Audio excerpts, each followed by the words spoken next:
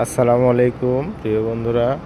আজকে আমরা আছি রহমান ইউনিট 2 কোল্ড স্টোরে। আজকে আপনাদেরকে এখানের আপডেট বাজার, সেই সঙ্গে কী পরিমাণ আলু পড়েছে কোল্ড স্টোরে, আর রাজশাহী তানোরে কতগুলো কোল্ড স্টোর খুললো, বিভিন্ন জায়গায় কতগুলো কোল্ড স্টোর খুলেছে, সব মিলিয়ে টোটাল আজকের এই ভিডিওতে থাকতেছে আমাদের পুরো বিষয়টি জুড়ে সব তথ্য একসঙ্গে আজকে।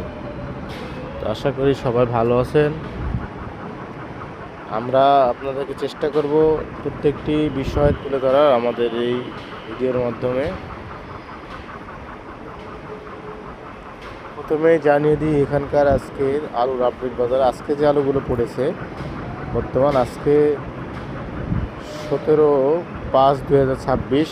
আজকে এই আলুগুলো এখন সেটে আপনারা দেখতে পাচ্ছেন এখন সকালবেলা। এই আলুগুলো কোল্ড স্টোরে পড়েছে আজকে 17 টাকা 75 পয়সা থেকে 18 টাকা দরে। এর মধ্যে আলুগুলো সেটে পড়েছে, এই দামে বিক্রয় হয়েছে, অর্থাৎ এই দামে আজকে আলুগুলো পড়েছে।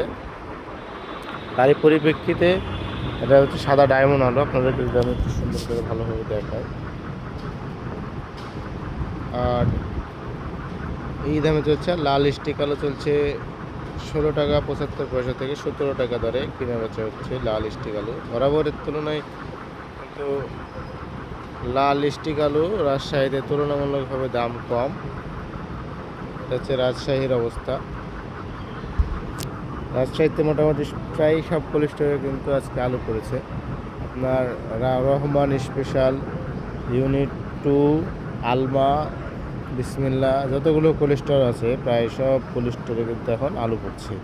কম বেশি সব জায়গাতে আলু পড়ছে। এখানে প্রায় 600-700 মতো আলু পড়েছে আজকে ইউনিট 2-তে।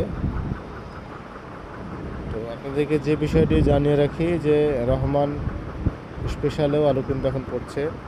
গত বছর কিন্তু অনেকেই বলছিলেন যে অন্যান্য বছরের তুলনায় এবছর কিন্তু কলেজটা আগে খুলেছে। অনেকে বলছিলেন যে 24 সালে কিন্তু এপ্রিল মাসে আলু খুলেছে, অর্থাৎ কলেজটা খুলেছে।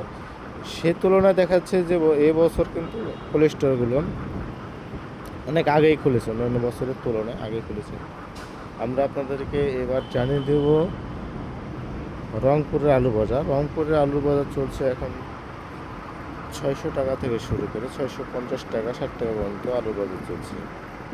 এটা রংপুরের বাজার। রংপুর জয়পুরহাটে কিন্তু 520 টাকা থেকে শুরু করে 600 টাকা পর্যন্ত কিনা বেচা হচ্ছে। বগুড়াতে একই অবস্থা। বগুড়াতে কিন্তু দেখা যাচ্ছে যে 620 টাকা থেকে শুরু করে 650 টাকা পর্যন্ত কেনা বেচা হচ্ছে।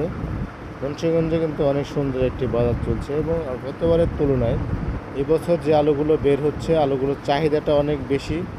আর আলু যে পরিমাণ পড়তেছে, দেখা যাচ্ছে যে কুরবানি ঈদের আগে ভালো একটি আলু বের হওয়া শুরু হয়ে যাবে। কারণ গত বছর এই সময় কুরবানি ঈদের পরে আলু বের হওয়া শুরু হয়েছিল। এবছর কিন্তু কুরবানি ঈদের কুরবানি ঈদের আগ দিয়ে আলু বের হওয়া শুরু হয়ে গেছে।